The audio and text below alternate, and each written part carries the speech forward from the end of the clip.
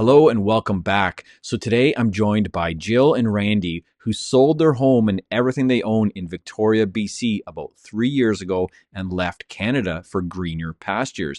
Now, Jill and Randy operate a YouTube channel called Travel and Explore Now. There's lots of great content on there about their journey, places they've been, and things that they've learned, including healthcare and tax tips and all kinds of things. So go check out their channel. But now let's meet Jill and Randy to see if the grass is really greener on the other side. So Jill and Randy, thank you for joining me today on this special discussion or interview, whatever you want to call it. And you have a very interesting channel on YouTube. Again, there's so many things I want to discuss, but there's so much on your channel, especially recently. I've seen a lot of the recent videos, and you really do explain a lot.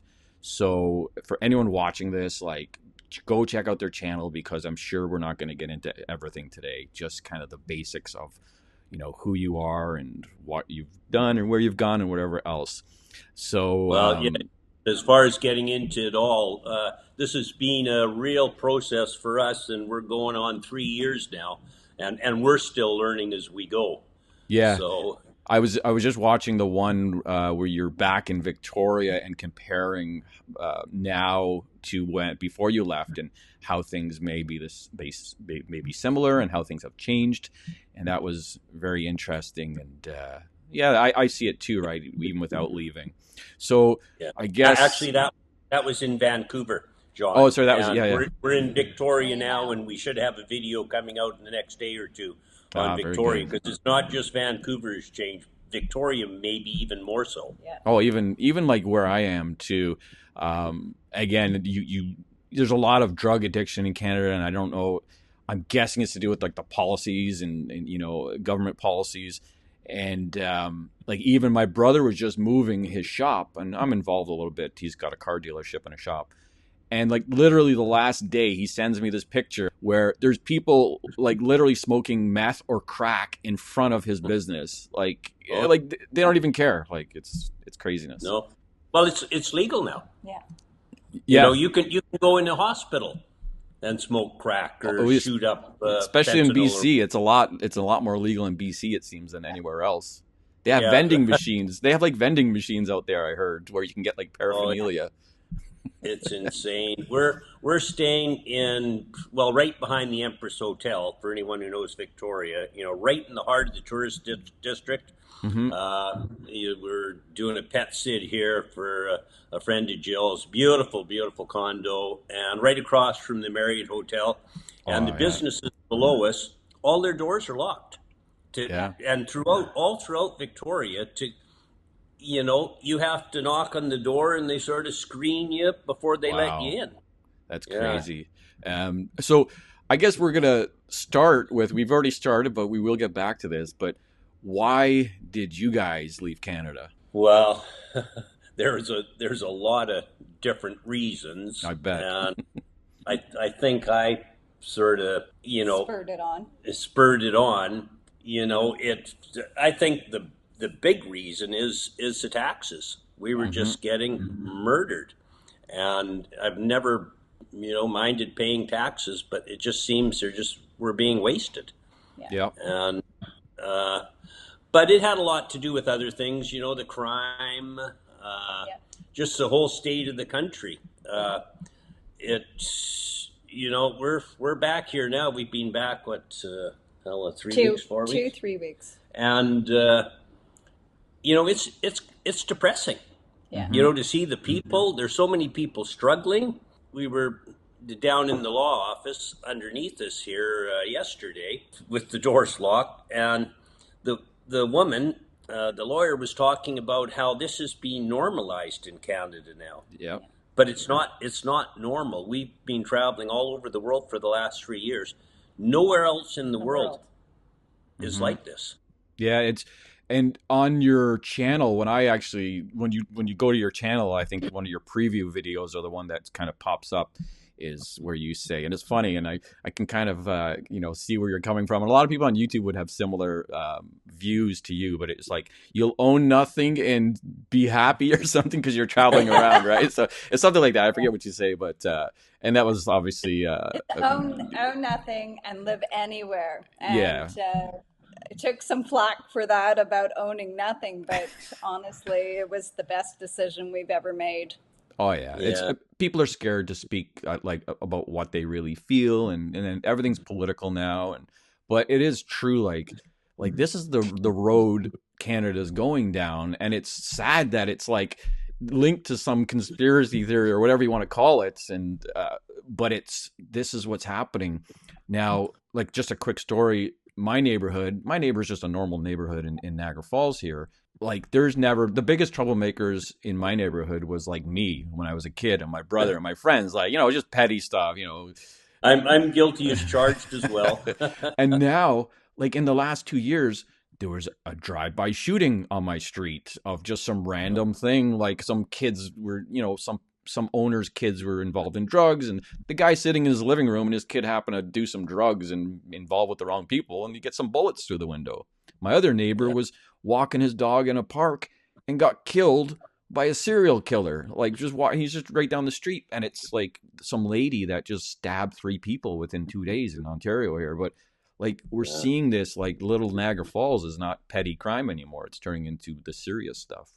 Well, same here in Victoria, John. We can honestly say we're nervous walking around downtown, Mm-hmm. and yeah, it's you can't. Some of these people, and I feel sorry for them because they need help, Mm-hmm. but they're mentally unstable, and you just can't trust them. You don't know what they're going to do.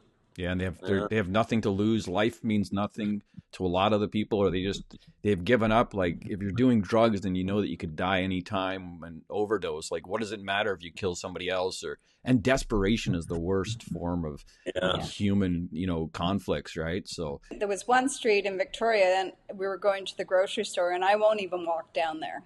wow, It's and that that's bad. and Victoria and like Vancouver in general is like known, as you said, in BC is known to be like one of the most beautiful places on earth, but it's also one of the most disturbing places on earth when you see what's happening in some locations, right? Here, I think it's starting to take its toll.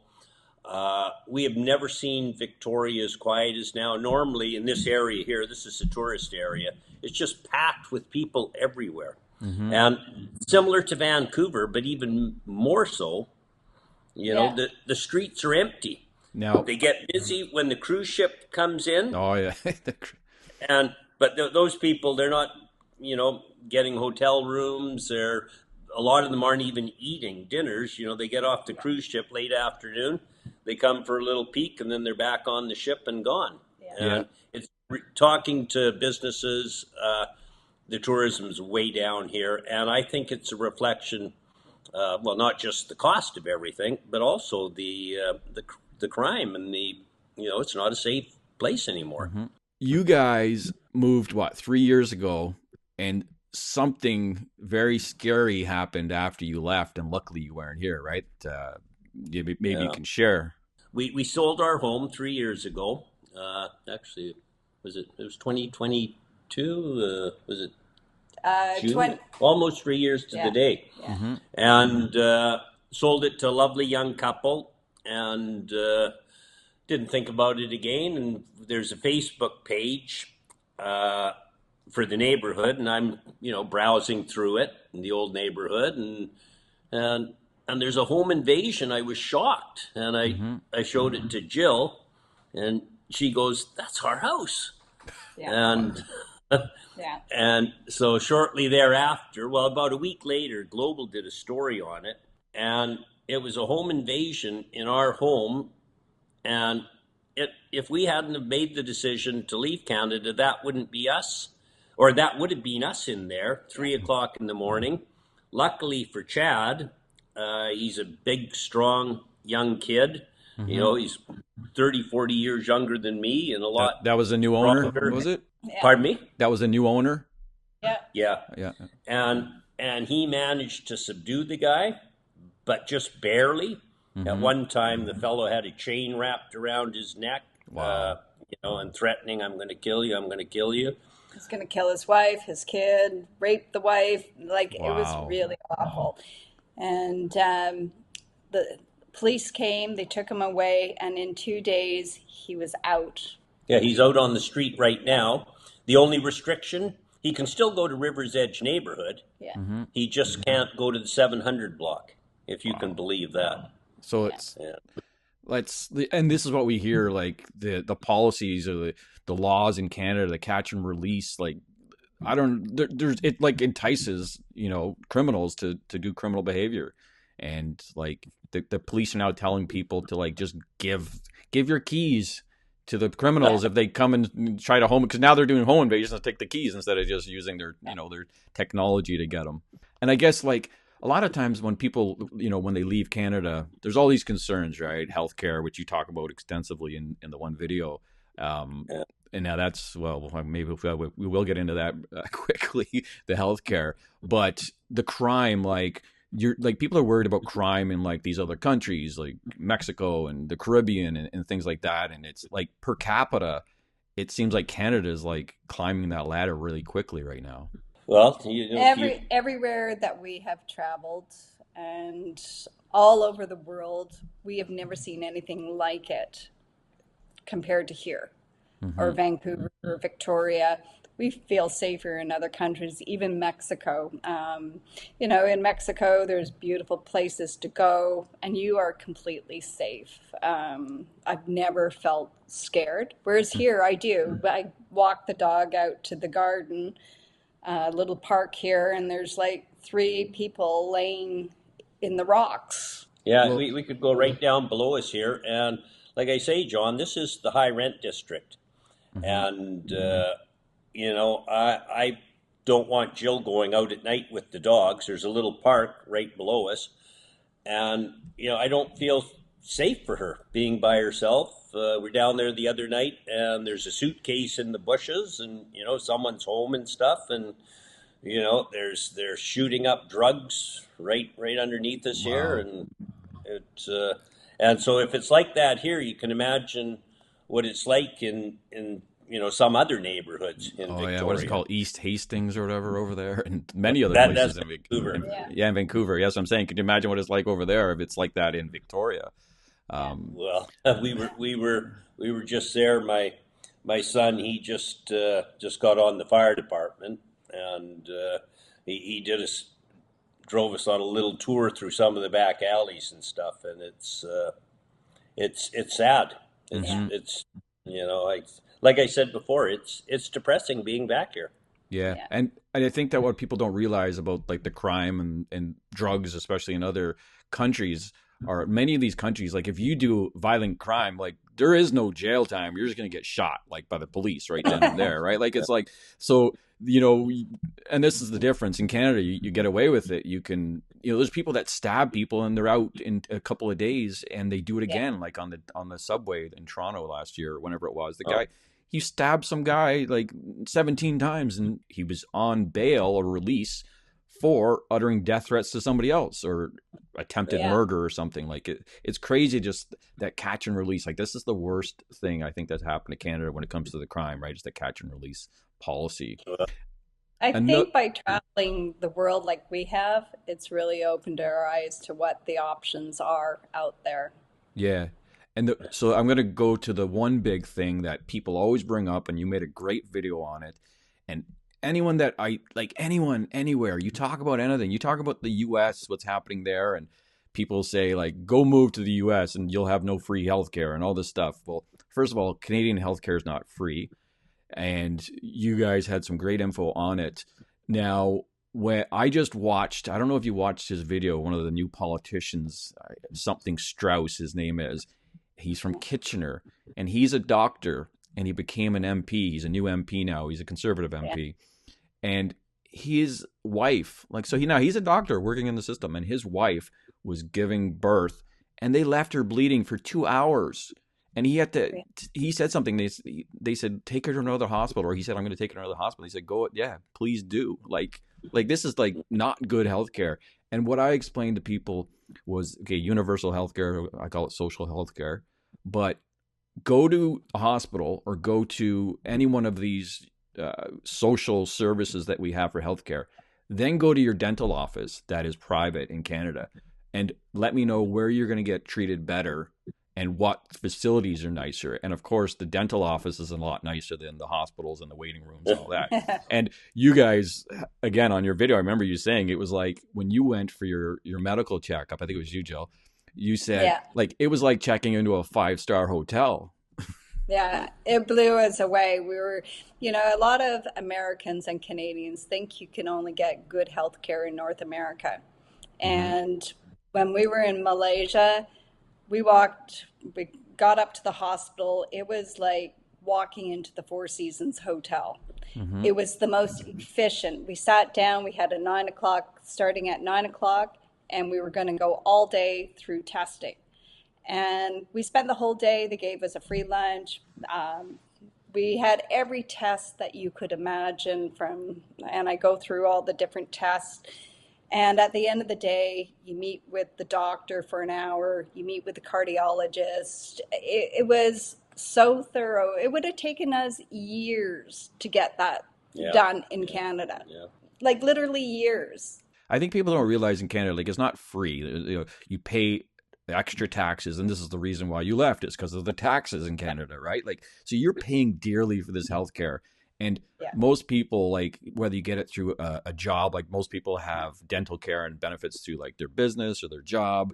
In the States, like it incentivizes you to work hard and make sure you take care of yourself. Where social health care, it's just like, well, I'm just gonna sit on my butt and I don't have to care. The government will take care of me. I don't think it's good for the population as a whole the way it's run, especially here. And I think that you're paying for it one way or another. You should be able to Yeah. pay for premium services like we can in Canada. We just go to the US. Like I'm in a border town. If I want Yeah. a test, I can go over for $200 and get the whole workup on my heart and whatever, right? And they'll give me some basic tests and it'll be And fantastic as service. as non-residents, we have a bit of advantage Now, over Canadian residents. And as soon as we hang up with you, we're scheduling our health checkups, all our cancer screenings, everything at Georgia Health Center in Vancouver. And it's not like, well, you're on the waiting list. We phone up and we tell them what day we want to be there. Wow. And it's private health care. And Mm-hmm. most of that is covered with our Cigna insurance, most of the screenings. And unlike, the government of Mm-hmm. Canada, Cigna is a big believer in preventative health care. Oh yeah, it's preventative instead of reactive. Yeah, yeah. and bottom line, if we get sick, they're stuck with, paying the bills to make us better. So they want to keep us healthy. So yeah, we're right to the front of the lineup. But as a Canadian resident, even if you want to pay it, Mm-hmm. you can't. To me, it would make sense. You know what? If people are willing to pay for it themselves, Yep. it eases the burden on the public system. It's not how But socialism works. Yeah. I yeah, always I get in guess trouble. not. People always yell at me in the comments. This is socialist. You don't know what socialist is. I'm like, whatever. Yeah, It's still the same. It's yeah, close enough. we've been used to the same thing. Not to So worry, you're not alone. Yeah. so And so. on the healthcare, in Mexico, I Mm-hmm. was I wanted to get a colonoscopy done. I couldn't get it done in Canada from the age of 50 to late 50s. I could not get a colonoscopy. I Wow. could have all the fit tests and everything else, but they would Mm-hmm. not give me a colonoscopy, even though I have a family history. Mm-hmm. And in Mexico, I call up, yeah, we can take you Friday. Wow. And I went in, I called on a Wednesday, I had a colonoscopy on a Friday, Yeah, that's and it fantastic. was done. I've Yeah, heard it's like been stories about dental care in Mexico and in other places in Eastern Europe with fantastic Yeah, service. Now you have to watch where you go. Some you have to make sure you get a reputable place, obviously. But yeah, yeah, but and Mexico, can be a little dicey, but Mexico is not the end all be all. There's, as we mentioned before, Malaysia. There's amazing healthcare providers all over the world, yeah, and mm-hmm. this is what we're learning as we go on. What countries we choose, as far as pricing, as far as quality. This whole, as we mentioned before, the whole process is one big learning curve, and we get better as we go. Yeah. So So And where is your home base now? Is it like you guys are no longer Canadian residents? Is that correct? Correct. We're still Canadian citizens, and a Mm-hmm. lot of people that think that you've left Canada, they think you lose your citizenship. You don't ever lose your citizenship. We're Okay. always Canadians, no matter where we go. We're just non-tax residents anymore. Mm-hmm. yeah. And as far as, a lot of people think, oh, that's pretty scary giving up your residence. We've been back, give or take a month now. If we're here another 2 months, we can, we're back on the healthcare game, but we're also back on the tax system. Is no So wait. So you guys need to make sure you have healthcare insurance when you come to Canada. It's like you don't want to get hurt in Canada. You might be left dying in the hallway. Yeah. well, yeah, and there are some good things about healthcare in Canada, but what bothers me most about it is there not enough preventative stuff. And a good friend of ours is fighting cancer right now, Mm-hmm. and he said the care has been amazing. And I've heard other people say it. Mm-hmm. They're down at the cancer clinic, and they don't have enough good things to say about the cancer clinic in Vancouver. And Mm-hmm. but unfortunately, they've got it. Yeah. And if maybe we did a little more preventative stuff, uh, Yeah. you know, and like this colonoscopy that Jill had, colon rectal cancer is the most preventable of all cancers Yeah. with early diagnosis. Yeah. Yeah. So I heard. So Was it hard to detach from Canada, like monetarily, like taxes and things like that, or was that tricky? Or initially, when we started, It seemed overwhelming at first. and mm-hmm. yeah, we were lucky. Our portfolio manager gave us the phone number of one of his clients, Yep. and he's a very, very wealthy person, so totally different, Mm-hmm. asset class. But he was nice enough to talk to us, and he lives 12 months a year in Mexico. He has Panamanian residence though, Mm-hmm. and and that obviously works for what he's doing. And he said, "You know what, Randy and Jill, stick with it." He says, "I've got so many friends who start the process and they get overwhelmed and they quit, Mm-hmm. either out of fear or lack of understanding. And now that we've done it, it's not as difficult as we thought." Yeah. Mm-hmm. And I thought it was going to be really overwhelming, and quite honestly, it's way easier than you think. And it depends on which country you go to, because for us, Mexico was literally like that. Yeah. It was go to the consulate. We had a great ground person that told us what to do. Go to the consulate, get your visa, Mm-hmm. permanent visa, and then come down to Mexico. And she did everything for us. And it was like, how much was it?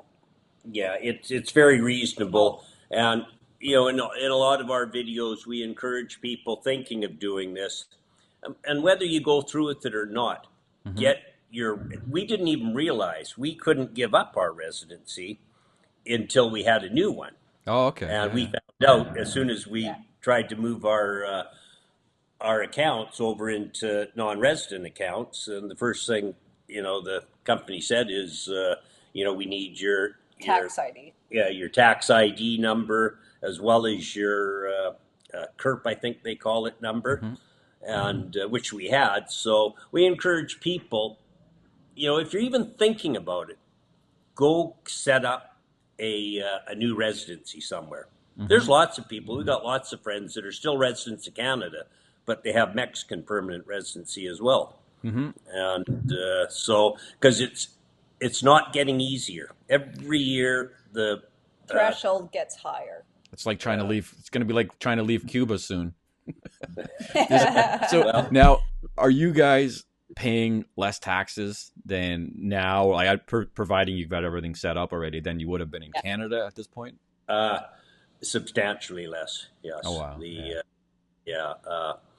And everyone, a lot of people ask us questions. around taxes, and we same answer every time. Deal with the tax professional because everyone's in a different situation, Mm-hmm. and but for us, most of our income was in the form of dividends, and we went and it's a very complex equation to figure Mm-hmm. out your exact tax rate in Canada. Yep. But, since Trudeau came in power, Justin, the dividend tax rate has gone up substantially. Mm-hmm. Uh, it used to be taxed quite favorably.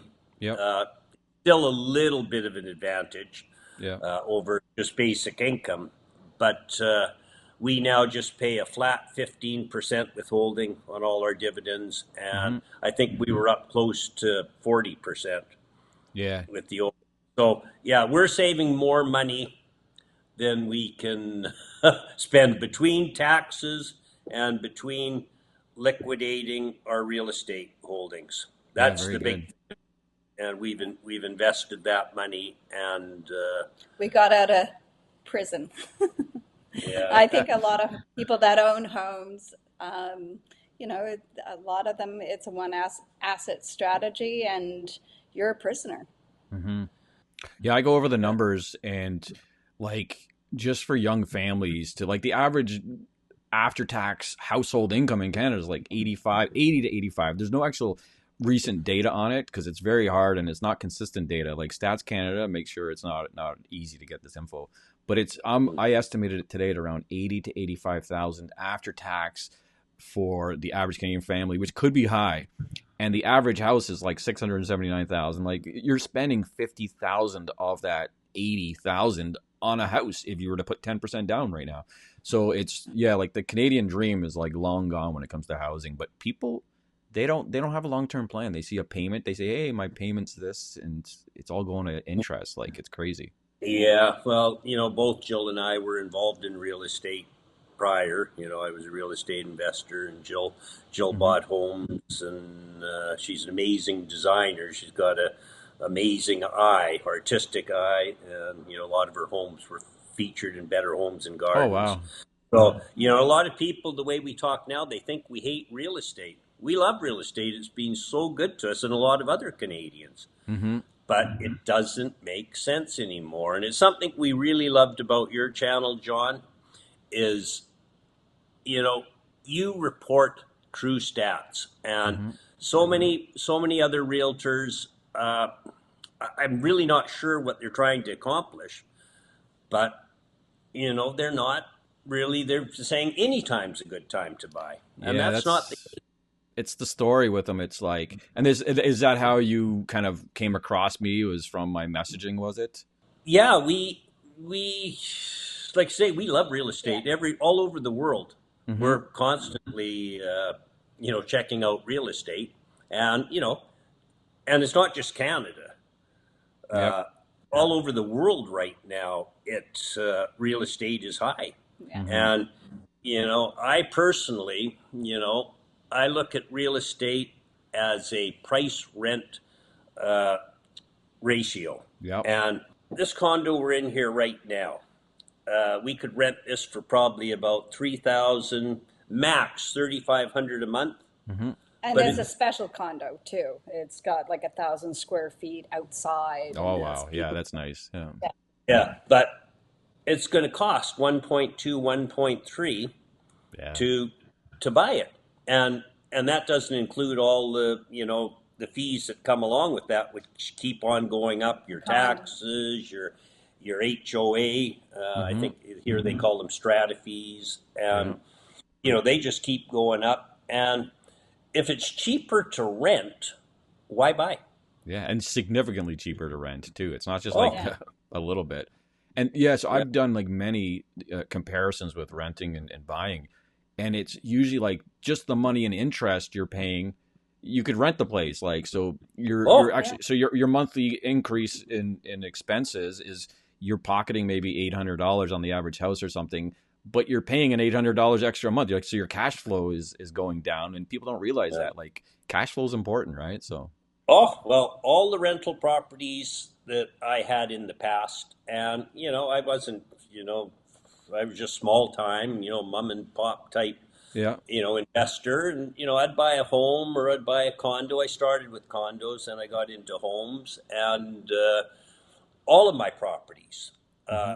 And with, high financing and much higher interest rates than we have now, Mm-hmm. the rents were still covering the costs. And there was a little bit left over at the end of the day. And I always told people, you don't make it on your rents, you make it on your capital appreciation. Yeah. And I, as everyone knows, real estate is falling now. And Yeah. it's Yeah. debatable how far it's going to go down. I think we've got a long way to go yet. I think that's what people don't understand about, real estate investing. Like that's true investment, but it takes time you have to put into the property. Now the real estate investors, I'm always calling them out. They're speculators. They're negative, like significant negative cash flow, waiting on that appreciation. But like fundamentally, that are like we're so overvalued. Like they never thought that this appreciation is not going to happen for a long time. Like the fundamentals don't support it with incomes and stuff. They were dreaming. They never did their homework. They just thought that it's always going to go up and we're going to make money. And so they're Yeah. speculators as opposed to, like you said, cover your costs, maybe a little bit extra at the end of the month for some maintenance or whatever. But, you got to put your time and money into it at some point. And yeah, Oh, that's it's a grind. The way the rental rules have changed, the oh yeah. tenants, and you know what? Hey, I'm sure I'll get a lot of haters saying, "Oh, you know what? He hates tenants," and I feel for so many people who have to rent now, and there's a lot of nasty landlords out there, and but I think the tenant landlord relationship has gone to, at least in BC. Maybe it's different out there. But We in BC, the tenants have all everything in their favor. For one Same thing, here. Same here. yeah, And it's yeah, the affecting the landlord. yeah, sorry, Sorry, go go ahead. ahead. No, I was going to say it's affecting the good tenants now because the landlords are Yeah, so they scrutinize so hard. I'm just dealing with this application for a tenant I'm representing now, and we've been going on 5 days since the application was submitted. It was like a trial for murder. We were on a video conference call with the owner and the other agent. It was like a tribunal before he's even renting, and yeah, we still haven't got an answer. And they want to talk to previous or present landlords that are in different countries. Like they're really scrutinizing this guy. But like if you look at his numbers and you look at who he is, you can see it's not a scam. Like the guy's legit, and yeah. he's like triple A tenant with no dogs, no pet cats, no kids. Like it's like the guy that you want, but they just don't trust anyone. So it's getting hard for the tenants, the legitimate tenants. Well, yeah. In my day, maybe they had good reason to hate their landlord because you know what? I was running positive cash flow. Mm-hmm. Tenants should go give their landlords big hugs today because they're subsidizing Yeah, their living. yeah. And there's very few landlords making money anymore. Well, when I You first know, started real estate, that was only just 20, 21 years ago. And I'm guessing you might have been there at one point. I don't want to say that you had, but like you show up with the cash and you look at the person and you say, okay, where do you work? And you fill in it. You're not scrutinizing like you are these days. It's craziness. yeah, So, yeah. um, So but yeah, yeah, that's and I think things are going to normalize. I believe that things always will revert to the norm eventually, and no one looks like more of a fool than me. I've been predicting this market to normalize in Canada for, well, probably since 2008. I get Um, comments on my but I videos all the time, similar ones. I've been waiting 30 years for this. I never dreamed you'd have the government, intervene the way they have. And if they just stay out, keep their nose out of it, just let markets take care of it, it normalizes itself. Do you have any advice or words for any Canadians that have thought about leaving? Like most of this video wouldn't be for people who are definitely leaving. They're gonna already made their mind up. But people who have thought about it, like where do you start? Do you travel first? Do you just like any advice at all? I think the biggest piece of advice I would offer, and for people, retirees like ourselves, Mm-hmm. when you're a young person, it's and there's options for you as well, but we're definitely not experts on them. It would be free up your investments in real estate, because if you're gone 3 months a year, 6 months a year, 9 months, 12 months, that home's not doing any good. And yeah, that would be the number one thing is free up some equity and get it working for you. And don't be afraid. It is, most people are really resistant to change. And yeah, we're actually just heading out here shortly to meet some friends. And they have a home here in Oak Bay, a very nice area of Victoria. They were 6-7 months in Australia. We got together with them. They met us through our YouTube channel, and they're saying, "Oh God, we wish we had sold when you guys sold in 2022." And I said, "Well, you never hit it. You're never going to always sell right at the peak, or buy right at the bottom. So you can still sell now." But they're hanging on to this home. It's draining them financially. Yeah. And it's sitting empty for half the year. And they want to travel more.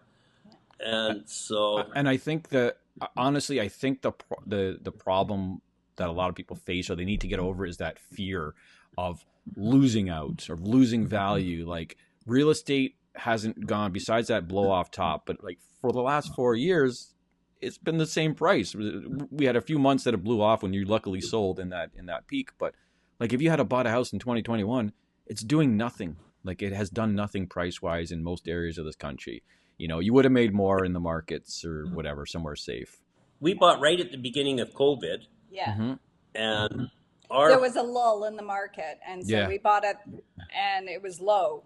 We bought a stale listing, and our house went up like close to 80%. Yeah, it went up in a year and a half. And Jill, she said, "You know what? When I explained to her the numbers, and we got a great video out on that. What's the name of that video? Yeah, it's on the Leave Canada series. Yeah, and most people, they think, what's your house costing you? Well, taxes, HOA, maintenance, insurance, blah blah blah. That's just a start. That is just the start. And then when you take lost return on investment, and I explained this to Jill, and she said, "What?" She said, "Sell that sucker. Sell this sucker." And it was gone in 1 day, less than 1 day. And we've never looked back, John. It's best decision we ever made in our lives. And that's what people don't realize, that lost return, that you're sitting on this cash, pretty much cash doing nothing, losing money actually right now. And that needs to be accounted for sure. That 80% number. This was right at the peak of FOMO through COVID, massive stimulus, near zero interest rates. I don't know if that's ever going to happen again. And I'm guessing, not that you'd want to buy your house back knowing that it's getting home invaded, but you could like buy it back for cheaper, probably at this point or in the future. So like, you've lost nothing, you've only gained, right? So and with this huge bull market in real estate, a lot of it is being FOMO, and I firmly believe that now the mainstream media is finally starting to report on real estate's falling, folks. Yeah. And they weren't reporting that. And you have to understand who's paying their bills. It's developers and real estate companies. They do all the advertising there. Yeah. But I believe once people get in their mind, real estate doesn't always go up.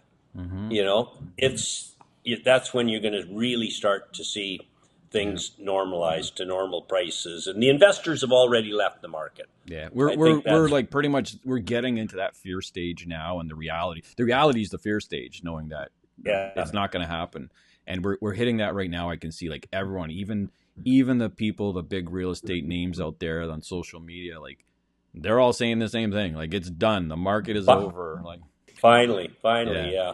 So, and as just with the way we've looked through things. You were one of the first to report it, and thank you for that. And you probably saved some people, a financial nightmare. Yeah. And No, hopefully I did. Yeah. more power to you. And hopefully more people get the message and start making the right decisions. Yeah, I And I appreciate think it. for us, I think one of the biggest things that we've learned is the sense of freedom that we have. We can go anywhere, be anywhere, whenever we want. Yeah. And I've talked about just to my wife, and this was before you contacted me. I had seen your video before, but it might have been, Yeah. maybe subconsciously I was thinking things, but I just threw it out there to my wife one day. I said, look, we can, like, we're still gonna have to work. We don't have that much, net worth to comfortably, retire. We're not even 50 yet. So, but, Hmm. we can do online stuff. But I said, look, we could sell everything. The real estate is worth nothing, wherever I have, but I have, another company and the house, and like literally just Hmm. sell it all and just live here 6 months, live there 6 months, do some online work, whatever it is. And, yeah, we're just throwing it around, right? Like it's an option if we ever wanted to. And, or we Yeah. could stay here, working. I'm a slave to my clients, whatever they know. Yeah. Yeah. Yeah. I can't go anywhere. There could be a real estate emergency. Someone's got to buy or sell, right? Yeah. But Yeah. yeah, it's like, is this how I want to end my life for the next 20, 30 years? Or, anyway, we For think us, about it. I would say it's even brought us closer. We rely on each other, and you know, traveling all over the world, it's fun. Life is Yeah. fun, Oh, I bet. and Yeah. it's interesting, Yeah, it's and exciting, yeah, and we we. meet like-minded people, and you know, why not go and live in the UK for 3 months, and then go to Italy for a month, and then go to Australia for 3 months, and It's New everybody's Zealand. dream. Yeah. Yeah. Well, yeah, and through our channel, we've met so many people that they had no idea that it was possible. And we were down in Mexico. There's a retired dentist from Vancouver, and he was down. We set him up with this gal who helped us get our Mexican Mexican residency. residency, Mm-hmm. and he was just like a kid in a candy store. Oh my God, I didn't believe it could be this easy. He's showing us his new residency Oh card. He yeah. says, I can cut the chains now. Yeah. And yeah, so many people don't think they can do it. And the problem is none of them calculate the money they have tied up in their Mm-hmm. homes. I watched. It was on you. Thank God for YouTube. Like YouTube is great. You get to hear real stories from real people, right? And it's not all just cinematics and social media fluff. Like Instagram, you see just the pictures. Like this is my life. Every picture is like glamour. But this is YouTube. You get to see the reality more than just the Yeah. glamour. But I remember a few years ago listening to this one couple, and they live in Costa Rica. They don't own a home. They watch the home for someone that owns it down there, but they lived in the Hmm. States. They were both chiropractors. They, nice cars, nice house, and making good money. But they were slaves to their job and to that lifestyle. And the thing that did it was he was cleaning his fish tank one day. It was a saltwater fish tank, and every Sunday he had to clean it, right? Because those things are high maintenance, and you have to be there. He couldn't go on vacation without worrying about this thing. And it was some religious thing. I don't know if it was Buddhism or something, but it was like possessions mean suffering, right? And he's cleaning his Yeah. tank, and that was it. He sold everything, quit their jobs and careers, and he just like, we're going to What live the simple life. what was your saying about anything you own? It Everything that you own, if you can't let it go, it owns you. Yeah. There's a little quote that I have, and or that's in the videos, and this has been the most freeing experience. We own absolutely nothing. We have no car. We travel now with just a backpack. Yeah, just think all the money I Like saved we from carry on. no insurance, no, like, it's just like, people Yeah. don't think of Well, this. you think about your daily, you think about your monthly expenses. We don't Yeah. pay for heat. We don't pay for insurance. We don't, other than our health insurance, that's it. That's the kind of You great you reset asked I like. earlier Yeah. about, yeah, about tips for anyone considering it, and Hmm. there's another great tip is get rid of as much as possible. Hmm. Minimize minimalist life because you can't pack it around with you, Yeah. and we're here in Vancouver for a couple different reasons, Hmm. and we're spending, or Victoria, Vancouver, whatever. We're spending a lot longer here than we really want to, Hmm. but we have to renew our passports. And we had about 10 or 12 Rubbermaid containers at a friend's home. And I'm looking here right now at a beautiful Carl Brender's print and a Stephen Lyman print. And you know what? You can't You give it know away. what? I'm ready to give them away. Yeah, And, that's it. get Costa Rica, you were saying your client or your friend went down there. Here's another great little tip. Good friend of ours just sold his huge, big waterfront home in the Noose on Vancouver Island. He took three 40-foot containers Hmm. down to Costa Rica with him. Wow. And I said, do you not realize any home you buy down there is going to be fully furnished?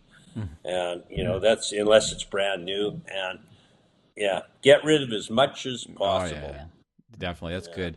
So that has been some great information today, and hopefully my viewers got some good value from it. Your YouTube channel is called Travel and Explore Now. If people are looking, I'll put all the details on the screen and in the description. But yeah, thank you for your time today and sharing your experience with everyone that watches. And give them a Mhm. subscribe, check them out, and I'm sure you'll like what they see or what you see on their channel. No, much Yeah, appreciated, thank you, John. John. And a quick note: the and, it's not AND, but it's the Yeah, Field symbol goal. and. Yeah. yeah. I'll put Uh, the I'll put it right on the screen there.